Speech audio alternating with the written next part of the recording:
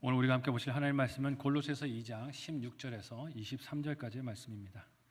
신약성경 326페이지 전으로 있습니다. 골로새서 2장 16절에서 23절까지의 말씀을 저와 여러분이 한 목소리로 합독하시겠습니다.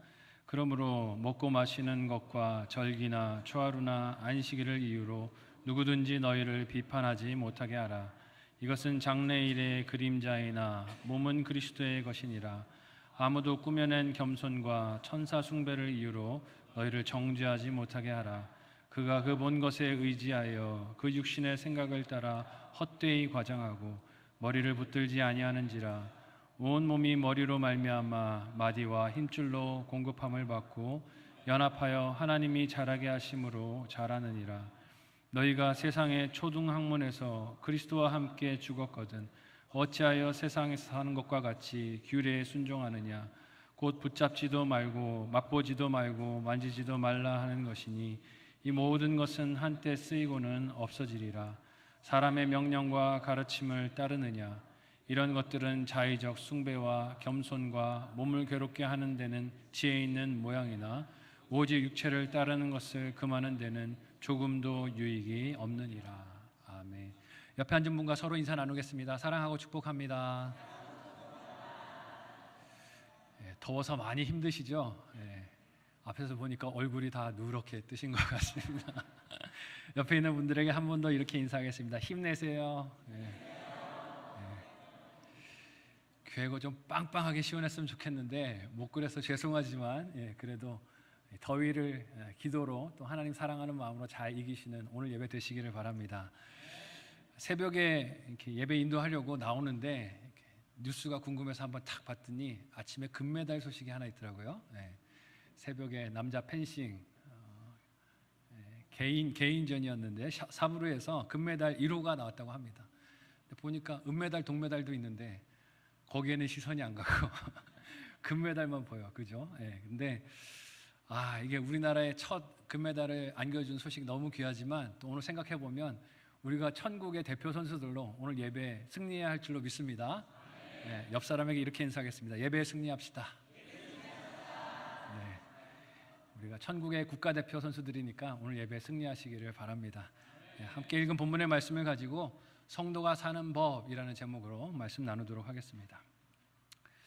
설교서도에도 말씀을 드렸지만 요즘 현대인의 손에서 떨어지지 않는 게 휴대폰입니다. 그죠? 운전하고 갈 때도 거리에 보면 앞을 안 보고 휴대폰을 보고 걸어가셔가지고 앞사람하고 부딪힐 뻔하는 일들도 종종 있는 것을 봅니다.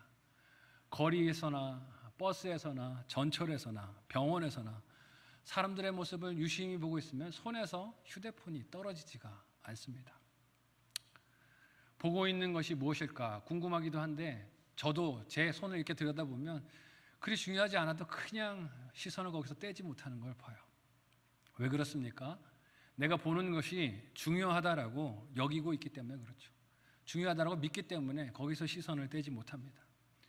그것이 즐거움이 되었든지 간에 혹은 경제적인 이익이 되었든지 간에 호기심이 되었든지 간에 혹은 남을 비판하고 정죄하려는 근거가 되었든지 간에 손이 가고 또 눈이 가고 귀가 가는 대로 우리는 필요한 정보들을 얻습니다.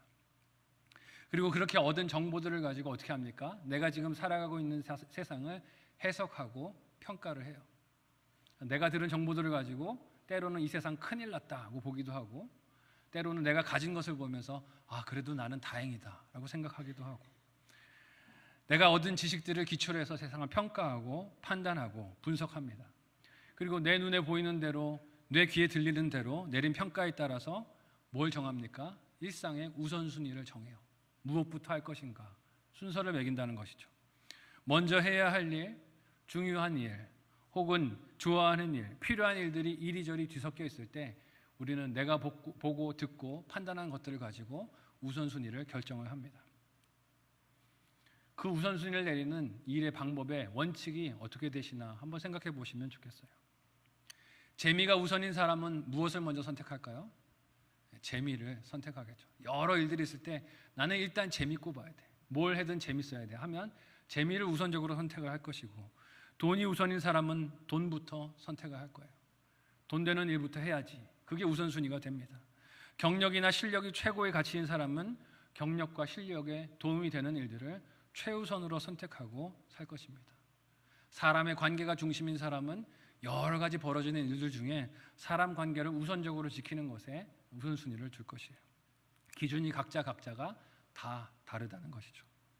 우리 각자가 필요로 하는 일들을 따라 그것들을 선택하고 그 순위에 따라서 아래에 있는 일들을 빼거나 생략할 때가 많은데, 거기서 하나님을 예배하는 일, 이 하나님을 예배하기 위해서 준비하는 일, 하나님의 말씀을 읽고 묵상하는 일, 기도하는 일의 순위는 몇 등쯤 되십니까? 말 못하시겠어요? 거기서 하나님을 예배하는 일의 순위가 어느 쯤 되나 한번 생각해 보시면 좋겠어요. 우리는 그렇게 믿을만하고 신뢰할 만하다라고 생각하는 이미지와 정보와 광고들과 소식들과 뉴스들의 우선 가치 순위를 두고 살아갑니다. 그런데 그런 것들이 허황된 것들이라면 어떡할까요? 나는 이게 중요하다라고 생각했는데 나중에 그 실체를 들여다보니 그렇게 중요하지 않더라. 그렇게 우선순위를 들 일들이 아니더라. 내가 생각했던 것만큼 심각한 일들이 아니더라 한다면 어떻겠습니까? 이것은 꼭 교회와 사회를 두부 자르듯이 딱 갈라서 이건 교회 일, 이건 세상 일이라고 말하는 게 아닙니다. 우리가 익숙하게 여겨온 이 신앙생활에서도 이런 착각을 수없이 많이 할 수 있다는 것을 우리는 잊지 말아야 합니다. 함께 골로새서 말씀을 살피면서 보게 되는 것이 무엇입니까? 이 세상의 공중권세를 잡은 자들, 여러분 여기서 이 공중권세 잡은 자라는 것은 심지어 신앙적인 외형을 가지고 있는 모양도 있다는 것을 우리가 기억해야 합니다. 이 권세를 잡은 자들이 싫어하고 경계하는 것이 하나님의 사람들이 하나님의 나라를 꿈꾸고 보고 생각하고 상상하고 실현하고 살아가는 것을 싫어한다는 것이에요. 그래서 자기들이 보여주는 것에 우리가 다 갇히기를 원합니다. 그래서 다른 이미지들, 매력적인 이미지들, 강력해 보이는 이미지들, 매력적으로 보이는 것들을 우리 눈앞에 펼쳐놔요. 그것이 광고가 될 때도 있고 과장되고 부풀린 뉴스가 될 때도 있고 혹은 종교 생활에 어떤 신비한 체험이 될 수도 있습니다. 그런 것들을 통해서 성도들의 마음을 예수에게서 다른 것들로 옮기려고 하는 것이에요. 바울은 이런 공중권세 잡은 자들의 교만과 계획이 예수님의 십자가로 다 망하고 패했다라고 지난 15절 말씀에서 선언을 했습니다. 아무리 그럴듯한 이미지들로 자신들이 지지 않은 것처럼, 이기는 것처럼, 이길 것처럼 그렇게 힘을 지키려고 해도 그들의 운명은 예수님의 십자가로 이미 결정이 난 줄 믿으시기를 바랍니다.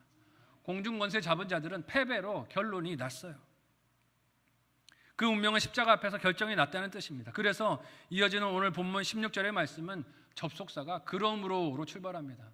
예수님이 다 이기셨으므로 라는 말로 이야기를 풀어가겠다는 뜻이에요. 예수님께서 십자가로 세상을 이기셨기에 제자들이 이제 어떻게 살아야 하는가 하는 것을 설명하겠다는 것입니다. 성도가 구체적으로 살아야 할 지침을 오늘 본문을 통해 가르침을 받고 저와 여러분이 그렇게 말씀을 따라 사는 승리가 함께 하시기를 예수님의 이름으로 소원하고 축복합니다. 첫 번째로요, 실체 대신 예수님을 붙들고 살아가야 합니다. 지난주 살핀 8절 말씀에서 바울이 언급한 철학과 헛된 속임수라는 말을 들으면 우리는 이 말이 교회 바깥의 세상만 뜻한다고 생각할 때가 많습니다. 교회 혹은 신앙과 반대되는 말로만 생각할 때가 많아요. 하지만 이는 믿음과 삶을 분리해서만 바라보는 착각입니다. 이 철학과 속임수는 교회 안에도 들어올 때가 있어요. 예수님께서 복음을 증거하실 때 세상에서 병들고 가난하고 죄인들만을 고치고 용서하지 않으셨습니다. 복음을 선포하셨을 때 회당 안에도 성전 안에도 들어가셔서 복음을 선포하신 것을 우리가 기억해요. 사람들이 하나님을 잘 안다라고 생각했던 그 회당 가운데서, 확신했던 성전 가운데서 예수님은 너희가 복음을 착각하고 있다라고 하며 오해하고 있는 복음을 예수님의 가르침으로, 삶으로 이렇게 보이셨습니다. 함께 마태복음 21장 12절에서 13절까지의 말씀을 한 목소리로 읽어보도록 하겠습니다. 같이 읽습니다. 시작. 예수께서 성전에 들어가사 성전 안에서 매매하는 모든 사람들을 내쫓으시며 돈 바꾸는 사람들의 상과 비둘기 파는 사람들의 의자를 둘러 엎으시고 그들에게 이르시되 기록된 바 내 집은 기도하는 집이라 일컬음을 받으리라 하였거늘 너희는 강도의 소굴을 만드는도다 하시니라. 아멘.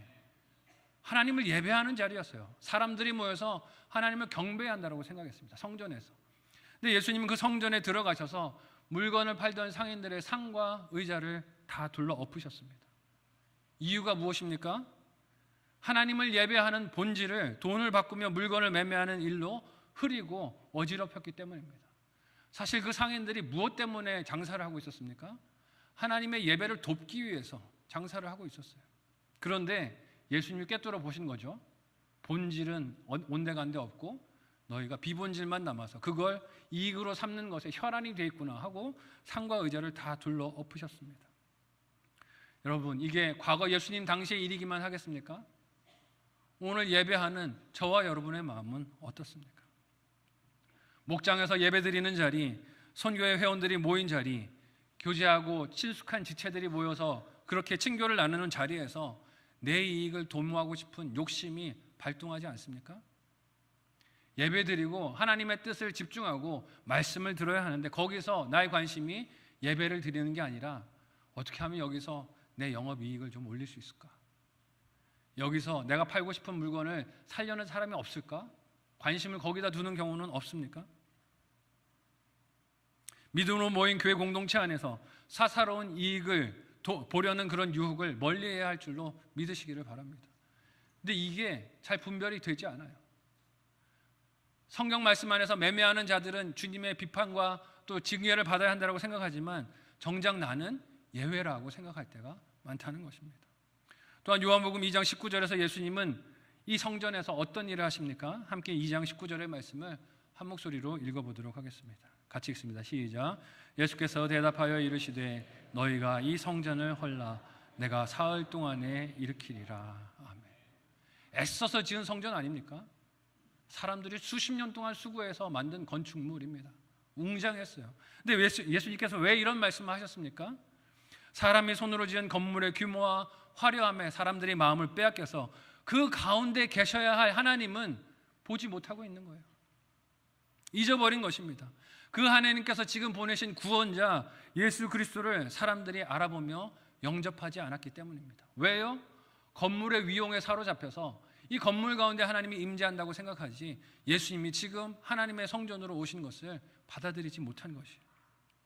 진정한 성전이 되신 예수님은 보이지 않고 오직 그들이 앉아있는 교회 그 성전의 건물의 크기와 그 속에 사용된 값비싼 재료들의 가격만 눈에 들어왔던 것입니다. 그래서 예수님은 그 성전을 헐라고 명령하시며 사흘 동안에 내가 진정한 성전을 일으키겠다고 하셨어요. 그 진정한 성전이 무엇입니까? 예수님이에요. 예수님의 십자가 죽음과 부활의 사건입니다. 그런데 오늘날 적지 않은 교회들이 건물 문제로 공동체가 분열되는 모습, 안타까운 모습을 봅니다. 이 교회 건물 짓는 문제 때문에 본질이 흐려지고 교회 신앙이 여러 가지 위기에 빠지는 것을 볼 때가 많아요. 이유가 무엇입니까? 그렇게 해야 사람들이 교회에 온다는 거예요. 그렇게 해야 사람들이 쾌적한 환경에서 더 많이 모여서 예배를 드릴 수 있다는 것입니다. 본질이 하나님을 예배하는 것이 본질이 아니라 사람의 이익과 안락함과 편안함을 생각한다면 그것은 정말 하나님 기뻐하시는 건축이 될 수 없을 것입니다. 마태복음 23장 27절은 예수님께서 겉으로 신실해 보였던 바리새인들에게 이렇게 비유하시면서 탄식하십니다. 함께 마태복음 23장 27절을 한 목소리로 읽어보겠습니다. 같이 읽습니다. 시작. 화 있을진저 외식하는 서기관들과 바리새인들이여 회칠한 무덤 같으니 겉으로는 아름답게 보이나 그 안에는 죽은 사람의 뼈와 모든 더러운 것이 가득하도다. 아멘. 여러분, 왜 바리새인들이 속은 무덤 같으면서도 겉으로는 아름답게 보이려고 했을까요? 사람들의 칭찬이 곧 누구의 칭찬이라고 여긴 것입니까? 하나님의 칭찬이라고 여긴 것입니다. 사람들이 믿음 좋다라고 인정해주면 하나님도 그렇게 인정해준다라고 생각을 했기 때문이에요. 세상 철학과 헛된 속임수로 스스로도 속고 남도 속였기 때문입니다. 그래서 자신들의 마음속에 죽은 사람의 뼈와 더러운 것으로 가득 차 있는 형편을 보지 못했던 것이에요. 이것을 예수님이 깨닫도록 드러내 주시고 말씀해 주시고 꾸짖어 주셨지만 그 말씀을 그들은 무엇으로 듣습니까? 사랑으로 듣지 않고 잔소리로 듣습니다. 나를 몰라서 하는 소리라고 나를 미워해서 하는 소리라고 들었어요. 이처럼 세상 철학과 헛된 속임수는 교회 밖에서만 성도들을 공격하는 것이 아니라 교회 안에서도 거짓 믿음을 심는 역할로 공격하는 것을 봅니다. 골로새 교회를 흔든 것은 외부에서 박해하는 로마 제국주의만 있는 것이 아니었어요. 교회 외적으로는 로마 제국주의가 번영하고 확대되는 것이 세상에 평화를 준다라는 거짓 소식이 번영하고 있었지만, 교회 안으로는 유대인 크리스천들이 주장하는 율법 준수와 할례도 예수 믿는 것과 더불어 행해야 한다라는 잘못된 가르침들이 성도들의 마음과 믿음을 흔들고 있었습니다.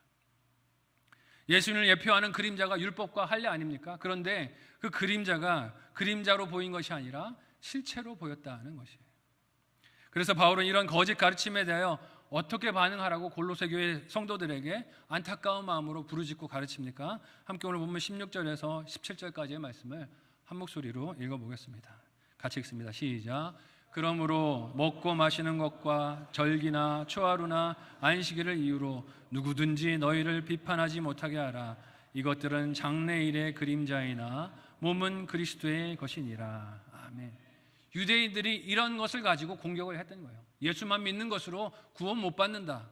율법도 지켜야 되고 할례도 행해야 된다.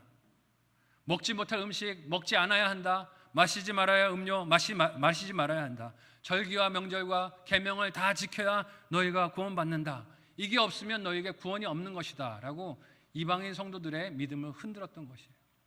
근데 이방인 성도들의 마음이 흔들렸어요. 왜냐하면 유대인들이 자랑하는 전통들이 눈에 보이잖아요. 먹지 않는 게, 마시지 않는 게, 뭔가를 지키는 게 눈에 보이니까 마음이 흔들렸어요. 근데 여러분, 이 말씀을 또 오해해서 잘못 들으시지 마시기를 바랍니다. 그러니 이런 결론으로 가시면 안 돼요. 아무거나 먹어도 되는구나, 아무거나 마셔도 되는구나, 술 먹는 거 구하는 거 상관없구나, 이런들 어떠하리 저런들 어떠하리, 그러라고 이 말씀을 읽고 해석하는 것이 아닙니다. 바울이 이 편지를 쓰는 의도를 그렇게 해석하면 잘못 해석하는 것이에요. 바울이 이 말로 전하려는 바가 무엇입니까? 유대인들이 금하면 먹지 못하게 하는 음식이나 음료나 혹은 지키는 절기와 같은 것들이 나타내려고 하는 실체가 예수님인데, 실체인 예수님은 붙들지 않고 그 예수님은 모르고 온전히 믿지 않으면서 사람이 노력하고 먹고 마시는 것들로 구원을 버는 것이라고 착각하지 말라는 것이에요. 이는 기존의 종교적 형식들을 습관적으로 지키고 유지하는 것으로 자기 구원을 확실하게 지킬 수 있다고 믿는 착각을 버리라는 경고이기도 합니다. 종교적인 노력과 금욕적인 생활로 혹은 수고하는 봉사로, 헌신으로 구원받을 수 있다고 생각하는 것은 근거 없는 교만이라는 것이에요. 오늘날 이런 착각을 우리 스스로도 할 때가 있지 않습니까? 일주일에 한 번 이 자리에 나와서 예배만 빠지지 않고 드리면 마치 그것이 천국행 티켓을 받는 것으로 착각하는 교인들이 있는 것을 봅니다. 일주일에 한 번 예배 드리면 이걸로 믿음 생활 다 했지 하는 분들이 계세요. 11조와 헌금을 드린 기부금 영수증이 천국을 보증하는 보증서라고 여기는 분들도 있는 것 같습니다. 그뿐입니까? 함께 오늘 보면 18절 말씀을 한 목소리로 읽어보도록 하겠습니다. 18절 같이 읽습니다. 시작. 아무도 꾸며낸 겸손과 천사 숭배를 이유로 너희를 정죄하지 못하게 하라. 그가 그 본 것에 의지하여 그 육신의 생각을 따라 헛되이 과장하고. 아멘. 이게 무슨 얘기입니까? 기도하다가 신비한 체험을 한 교인들도 있었는데 그걸 가지고 자랑하고 과장하는 자들도 있었다는 뜻이에요. 은사를 경험했는데 기도 중에 신비한 환상을 봤는데 마치 자기만이 하나님의 특별한 계시나 선지자가 된 것처럼, 그것을 받은 것처럼 아나무인이 되어서 다른 사람들을 무시하는 교인들도 있었다는 뜻이에요. 근데 성도들의 마음이 거기에 흔들렸다는 것이죠. 나는 이런 체험이 없는데, 나는 이런 은사를 경험하지 못했는데 그럼 나는 구원 못 받은 것인가? 혼란스러운 사람들이 있었다는 것이죠. 여러분, 은사는 귀한 것이지만 그것으로 나의 특별함과 대단함을 내세운다면 그것을 주시는 하나님의 뜻과는 관계가 없는 줄 기억하시기를 바랍니다. 자랑하라고 주신 게 아니에요. 내 능력으로 받은 것도 아닙니다. 선물 아닙니까? 주시는 분의 마음입니다. 그런데 자랑하는 것은 하나님은 오히려 오해하고 왜곡하게 만드는 죄악입니다. 이런 모든 일들에 대한 사도 바울의 경계가 무엇입니까? 함께 19절을 한 목소리로 읽어보겠습니다. 같이 읽습니다. 시작. 머리를 붙들지 아니하는지라 온 몸이 머리로 말미암아 마디와 힘줄로 공급함을 받고 연합하여 하나님이 자라게 하심으로 자라느니라. 아멘. 예수님 외에 다른 그 어떤 것을 붙들면 그건 머리를 붙드는 게 아니라는 것이에요. 본질이 아니라는 것입니다. 바울은 종교적인 전통과 관습에 붙들려 구원을 착각하는 성도들을 향해서 너희가 머리를 붙들지 않고 있다라고 말하고 있습니다. 자기들이 해왔던 종교적인 전통과 습관과 혹은 신비한 체험의 경험에 사로잡혀서 정작 그 일들이 드러나고자 하는 예수님을 붙들지 못하고 엉뚱한 것들만 붙들고 살아가고 있다는 것이에요. 여러분, 우리의 신앙생활과 교회생활은 과연 무엇을 붙들고 있는 것입니까? 실체이신 예수님입니까? 아니면 그저 남들이 말하는 것, 자랑하는 것, 시키는 것들을 따라 막연하게 기대하는 그림자들입니까? 막연한 종교생활의 위험이 무엇인지 아십니까? 그것으로 남을 쉽게 정죄하고 판단하는 것입니다. 나는 남보다 낫다라고 여기며 스스로를 높게 여겨 교만에 빠지는 것입니다. 그런 착각과 위험에 빠지면 교회 안에서도 로마 제국주의와 하나 다를 바 없는 결과들이 나타나게 됩니다. 왜냐하면 끊임없이 내 생각을 가지고 남을 판단하고 정죄하고 나는 그것으로 대접받고 높임을 받고 존경을 받으려고 하면서 모든 참되고 올바른 것의 기준을 누구에게 둡니까? 나에게 두는 거예요. 나에게 두는 것입니다. 내 경험과 내 지식과 내 전통과 내가 배워왔던 것들과 내가 받은 은사들에게 두는 현상들이 일어나기 때문입니다. 바울은 이런 위험이 교회 밖에서만 온다고 하지 않습니다. 오늘 본문 말씀을 통해 이 위험이 교회 안에서도 종교적인 제국주의의 모습으로 엄습할 수 있음을 경고합니다. 이런 자기중심적인 가치와 유혹에 도전해서 오직 실체 대신 예수님만 붙들고 승리하는 저와 여러분 모두가 되시기를 예수님의 이름으로 소원하고 축복합니다. 한번 생각하고 적용해 보시기를 바랍니다. 첫 번째 묵상 적용 질문을 드립니다. 첫 번째는요, 나의 예배와 교회 생활은 예수님 때문입니까? 아니면 지금까지의 습관과 전통 때문입니까? 잘 내 마음속을 한번 들여다보십시오. 나의 예배와 교회 생활은 예수님 때문입니까? 아니면 지금까지의 전통과 습관 때문입니까? 두 번째, 남을 판단하고 정죄하는 것이 있습니까? 이유가 무엇입니까? 한번 생각해 보세요. 이런 그림자의 미혹을 피하기 위해서 오늘 우리는 무엇을 해야 할까요? 둘째로, 마지막으로 소유와 자랑할 수 있는 것을 멀리해야 함을 사도 바울이 말씀을 통해 우리에게 일러줍니다. 사람이 무엇이 되었든지 간에 소유하려고 하는 집착이 있는 것을 봅니다. 대상을 막론하지 않아요. 강하고 끈질기고 집요하게 소유의 욕구를 자극합니다. 이렇게 소유하려는 것은 무엇이든지 될 수 있어요. 조금만 내게 이익이 되거나 안전하다고 여기도록 만들어주거나 명성을 높여주거나 장래를 보장해 줄 것만 같으면 그것들을 수단과 방법을 가리지 않고 내 소유를 삼으려고 합니다. 그 대상은요, 돈이 될 수도 있어요. 그 대상은 자녀가 될 수도 있습니다. 그 대상은 사람이 될 수도 있고 스펙이 될 수도 있고 심지어는 경건 생활과 예배 생활도 될 수가 있어요. 기도도 될 수 있어요. 왜 그럴까요? 두 가지 원인을 생각해 볼 수 있어요. 첫째는 내가 남들보다 더 낫고 특별한 존재라는 것을 드러내고 싶은 욕구입니다. 그걸 드러내고 싶은 거예요. 내가 좀 낫다 하는 것을 내 소유로 자랑하고 내세우고 싶은 것입니다. 두 번째는 내가 남보다 높고 잘났고 대단한 것을 남들로부터 인정받고 싶은 욕구예요. 첫 번째는 드러내는 것이고 두 번째는 그것을 인정받는 것입니다. 예를 들어 돈을 들면 어떻습니까? 돈을 모으게 집착하는 사람들은 거기에 만족이 없어요. 욕망과 집착이 끝이 없습니다. 이유가 무엇입니까? 쓸 것이 부족해서가 아닙니다. 무엇이 더 필요해서도 아니에요. 나보다 더 돈이 많은 사람이 있으면 질투가 나기 때문입니다. 그 사람이 내 안전을, 내 평생을 위협한다라고 생각하니까 그보다 더 많이 가져야 내가 안전하다라고 생각하기 때문에 그렇게 돈에 집착하는 것을 봅니다. 결국은 그 믿음이 그 사람을 쉴 새 없이 일하는 자리로 몰아붙이는 것을 봐요. 기계같이 쉬지 않고 일하면서 그게 덕스러운 것이라고 생각합니다. 그게 자기 자랑이 돼요. 내가 조금만 더 노력하면, 애쓰면 안전할 수 있다라는 착각이 하나님이 명령하신 안식을 무시하게 만드는 거예요. 나는 괜찮아. 나는 쉬지 않아도 살 수 있어. 나는 쉬지 않아도 연약한 인생 아니야. 나는 돈만 많으면 안식하지 않아도 안전을 누릴 수 있어 하는 생각에 빠지는 것입니다. 여러분, 이런 착각은 종교적인 관습으로도 나타납니다. 예수님의 십자가 복음이 교회의 은혜로 주어졌음에도 불구하고 사람들은 그 은혜를 있는 그대로 누리지 못하고 뭐라고 생각합니까?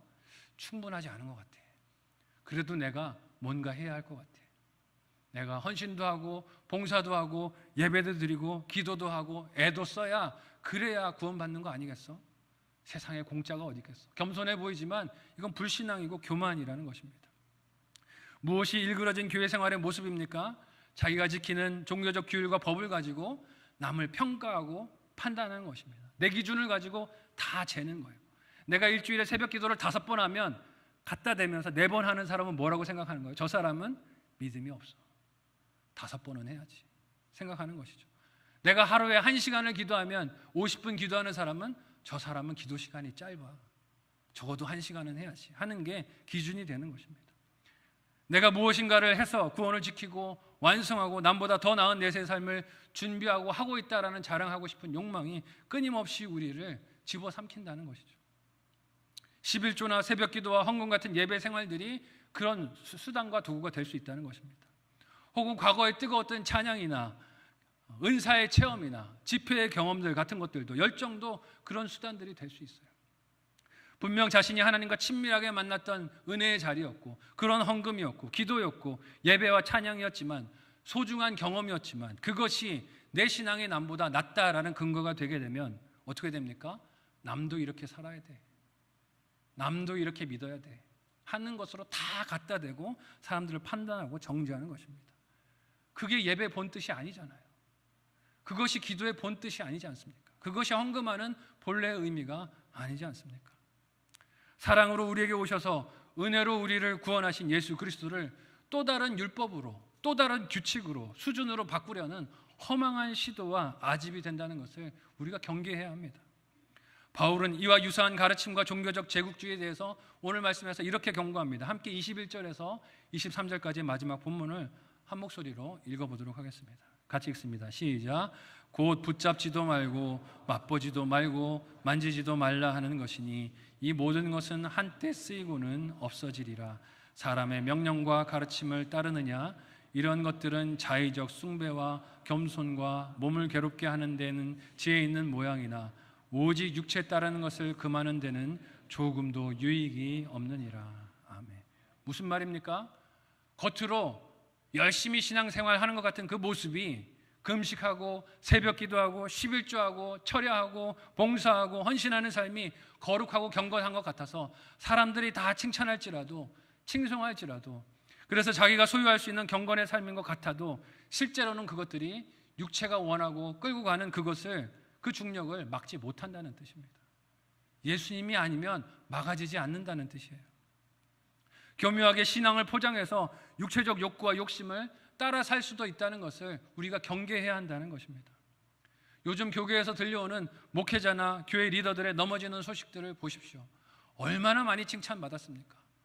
그 목사님 말씀 너무 좋다고, 그 교회 정말로 어떻게 저렇게 부흥할 수 있느냐고, 그렇게 칭찬과 인정을 많이 받던 목사님들의 넘어지는 모습들, 교회 리더들의 넘어지는 모습들을 보면 뭘 말해줍니까?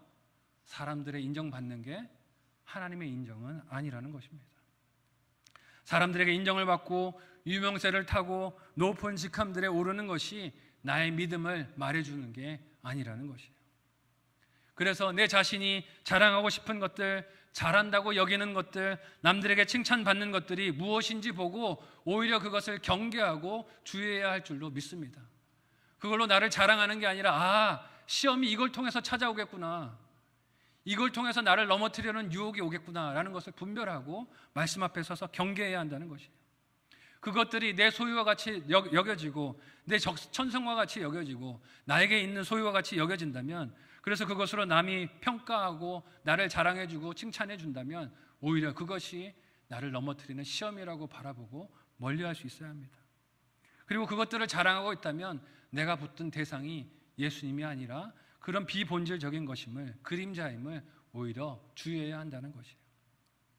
오직 예수만 붙들 수 있는 저와 여러분이 되시기를 예수님의 이름으로 소원하고 축복합니다. 마지막으로 생각하고 적용해 보시기를 바랍니다. 마지막 묵상 적용 질문을 드립니다. 첫 번째는요, 남에 대한 나의 말과 판단, 나의 말은 판단과 평가입니까? 아니면 사랑과 축복입니까? 남에 대한 나의 말은 판단과 평가입니까? 아니면 사랑과 축복입니까? 생각해 보세요. 두 번째, 내 생각이 교회 생활의 기준이 되지는 않습니까? 내 생각이 교회 생활의 기준이 되지는 않습니까? 다른 지체가 못마땅하다면 도대체 이유가 뭘까? 한번 생각해 보시길 바랍니다. 목장 예배를 드리는데 목장 식구 중에 특별히 내가 못마땅해서 싫은 사람이 있다면 이유가 뭔지 한번 생각해 보세요. 도대체 나는 저 사람이 왜 싫을까? 왜 미울까? 한번 그 이유를 곰곰이 들여다보시면 좋겠어요. 그것이 말씀을 따른 것인지 내 기준이고 내 생각이고 내 감정이고 내 경험인지를 한번 잘 돌아보시면 좋겠습니다. 골로새서에서 하나님의 나라는 제국과 세상의 나라와 반대되는 곳으로 보여지고 있습니다. 사람들은 나라를 어떻게 세우려고 합니까? 내 땅을 더 넓히고 내가 더 많이 소유하고 내 안전을 지켜서 그렇게 나라를 세우려고 합니다. 하지만 예수님을 통해 드러난 하나님의 나라는 어떻게 세워집니까? 자기를 내어주세요. 낮은 곳으로 내려가십니다. 희생하시며 버리는 것으로 하나님의 통치를 이루시고 완성하시는 것을 보여주십니다. 여러분, 이런 대립은 교회 밖에서만 일어나는 것이 아닙니다. 교회 안에서도 끊임없이 일어나고 있어요.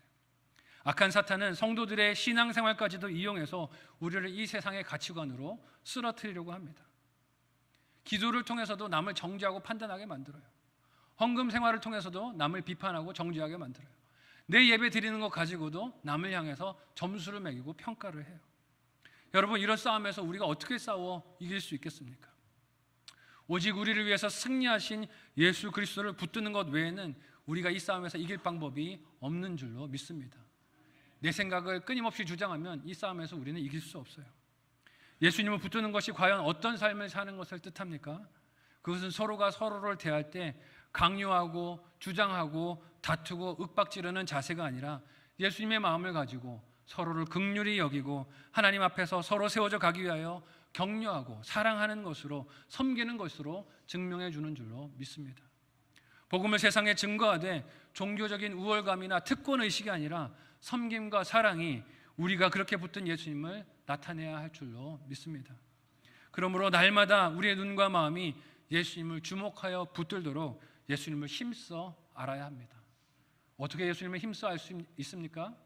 말씀 보지 않고는 예수님을 알 수 없어요. 말씀을 통해 예수님이 나에게 어떻게 다가오시는지를 날마다 주의 집중해서 보지 않으면 그 예수님의 음성을 들을 수 없습니다. 십자가에서 자기의 몸을 찢으시고 나를 위하여 피를 쏟으신 그 예수님께 집중할 때 우리는 교회 안과 밖으로 찾아오는 여러 가지 교묘한 속임수들을 분별하고 싸워 승리할 수 있습니다. 오늘 나의 눈은 어떤 정보를 받아들이고 있습니까? 무엇을 제일 많이 관심 가지고 기울이고 듣고 있습니까? 무엇으로 세상을 이해하고 교회를 이해하고 사람들을 이해하며 바라보고 있습니까? 예수님만이 유일한 통로와 렌즈가 되시기를 바랍니다. 하나님께서 그 은혜를 아낌없이 우리 교회 공동체 간에 풍성하게 부어주시기를 예수님의 이름으로 간절히 소원하고 축복합니다. 아멘. 함께 기도하겠습니다. 오늘 말씀을 기억하며 합심하여 기도할 때 이렇게 기도하면 좋겠습니다. 하나님, 우리의 신앙생활이 그림자가 아닌 실체 되신 예수님만 붙들게 하여 주시옵소서. 소유하고 자랑할 수 있는 것 같은 것들에 우리가 마음을 빼앗기지 않게 하여 주시고 유혹을 분별하게 하여 주시고 멀리하는 지혜를 허락하여 주셔서 오직 예수로만 승리하는 우리의 신앙생활 되게 도와달라고 합심하여 함께 기도하겠습니다. 하나님, 은혜를 감사합니다. 우리를 사랑하셔서 예수님으로 구원하여 주시고 실체 되신 예수님, 복음의 실체 되신 예수님을 우리의 마음에 믿음에 허락하여 주셨는데 또 허황된 것을 붙들고 그것들로 자랑하고 스스로 높은 줄로 여기고 남을 판단하고 정죄하였던 모습들을 회개하오니 용서하여 주시옵소서. 하나님을 사랑하는 마음으로 예배드리게 하여 주시고 하나님 엎드려 경배하게 하여 주시고 우리에게 맡겨주신 섬김의 자리, 직분의 자리를 감당하게 도와주옵소서. 스스로 나은 줄로 여기지 않게 하여 주시고 내 기준으로 사람들을 판단하고 정죄하지 않게 하여 주시고 오직 말씀의 기준에 붙들려 순종하며 따라가게 하여 주시고 하나님 원하시는 생명구원의 열매들을 맺는 우리 교회 될 수 있도록 도와주옵소서. 예수님이 나에게 찾아오신 길을 순종하여 따르기 원하오니 하나님, 내 생각과 방법들 내려놓고 낮은 곳으로 내려가서 말씀에 순종하며 예수님 기뻐하시는 믿음의 결실들 거둘 수 있도록 도와주시옵소서. 감사하며 예수님의 이름으로 기도하옵나이다. 하나님, 은혜를 감사합니다. 우리를 사랑하셔서 예수 그리스도를 보내어 주시고 복음의 실체를 우리 눈앞에 보여주시니 예수님만 주목하고 따르며 믿음으로 승리하는 우리 되게 도와주시옵소서. 우리를 불안하게 만드는 세상의 많은 뉴스들과 소식들과 이미지들이 있지만 하나님, 거기에 마음을 빼앗기지 않기를 원합니다. 교회 안에서도 우리가 신앙생활하며 불안하게 만드는 거짓 속임수들이 있지만 마음을 빼앗기지 않게 하시고 오직 예수님께만 집중하며 예수님만 붙들며 믿음으로 승리하는 우리 모두 되게 도와주시옵소서. 하나님 기뻐하시는 사랑의 공동체, 하나된 공동체, 교회를 이루어 가기를 원합니다. 분열하게 만들고 원망하게 만들고 비판하게 만들고 탓하고 찢어지게 만드는 모든 세력들을 예수 그리스도의 이름으로 묶어주시고 우리가 하나 되고 사랑함으로 승리하게 도와주시옵소서. 감사하며 예수님의 이름으로 기도하옵나이다. 아멘.